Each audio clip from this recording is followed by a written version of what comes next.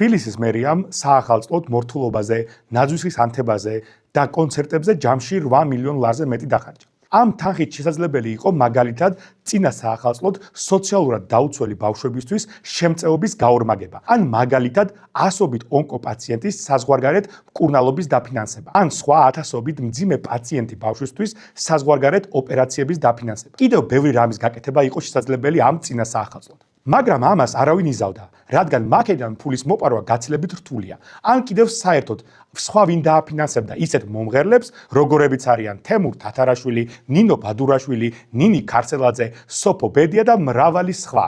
აქვე შეგახსენებთ, რომ ბერლინში, რომლის ბიუჯეტი თბილისის ბიუჯეტზე 50-ჯერ მეტია, არც 1 ევრო არ დახარჯულა ბიუჯეტიდან საახალწლო ღონისძიებაზე. დაგიკვირდება და არც სხვა მსოფლიოს ყველაზე მსხვილი დედაქალაქები, როგორებიც არის ნიუ-იორკი ან ამსტერდამი, არ ხარჯავენ ფულს საახალწლო კონცერტებში და გაფორმებაში. მაგალითად, ნიუ-იორკის მერია საახალწლო ღონისძიების უსაფრთხოებაში და სისუფთავეში იხდის ფულს, დაახლოებით 8 მილიონ დოლარს. სამაგიეროდ შემოსავლის სახით იღებს 60 მილიონ დოლარს. მოკლედ გილოცავთ ახალ 2026 წელს და პასუხისგებლიან მთავრობას გისურვებთ.